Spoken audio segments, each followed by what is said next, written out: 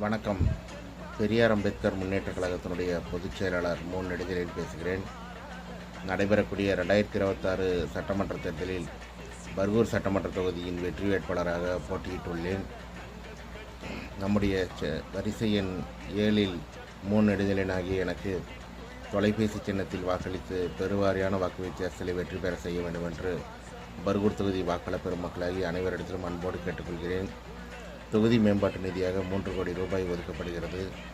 அதில் 22%, அதாவது 66 லட்சம் ரூபாய் தாழ்த்தப்பட்ட மற்றும் பழங்குடியின பகுதிகளை சார்ந்த ஊர்களுக்கு நலத்திட்டங்களை செய்திட வேண்டும் என்று அரசாணை உள்ளது.